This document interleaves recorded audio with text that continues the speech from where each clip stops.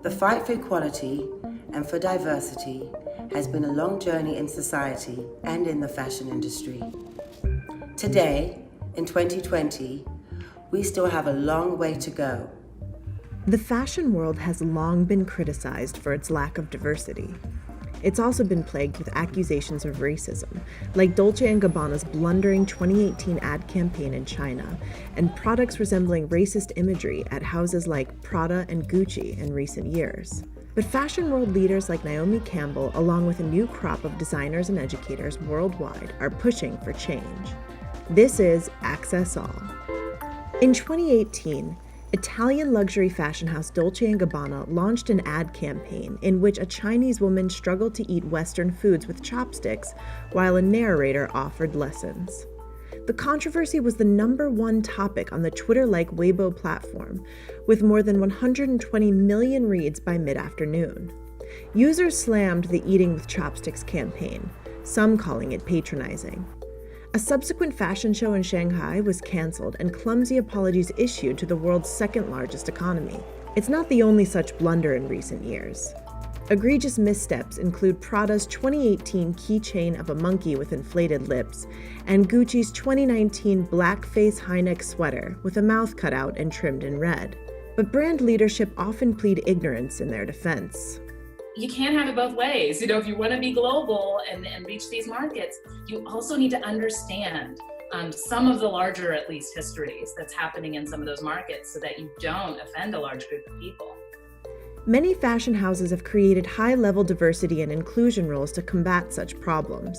Gucci, for instance, hired New York-born lawyer Renee Tirado last year as global head of diversity, equity, and inclusion, the first appointment of its kind in its almost 100-year history.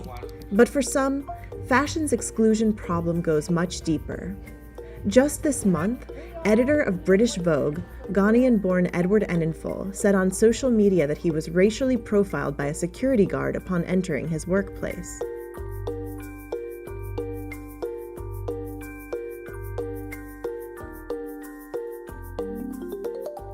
This event happened on the heels of the viral Vogue challenge, where Black models, stylists, and fashion photographers took to social media to post their own inclusive Vogue covers. Anna Wintour, regarded as one of the most influential figures in fashion, has apologized for hurtful and intolerant mistakes by the magazine during her 30-year tenure as Vogue's editor-in-chief. Enninful is British Vogue's first Black editor in the publication's 100-year history. Fashion educators like Jenkins, a former cultural inclusivity consultant for Gucci, tackle these problems in the classroom.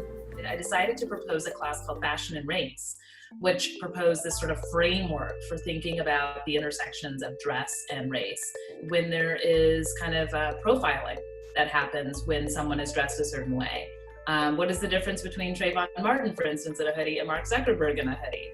Jenkins created the Fashion and Race database as a way of elevating the conversation via diverse fashion histories and resources. There were definitely scholars talking about the intersections of fashion and race, but it was sort of marginalized. And many of the students would complain that their fashion history classes or fashion theory classes were, like so white, or just lacking a diverse perspective. Model Naomi Campbell is hopeful that worldwide protests against racial injustice will reverberate inside the closed world of high fashion and beauty. A powerful sense of urgency has been spoken out aloud around the world with the Black Lives Matter movement. This is a call for action that we are making, as we hope that this is a conversation that is starting now and will last as long as it is needed.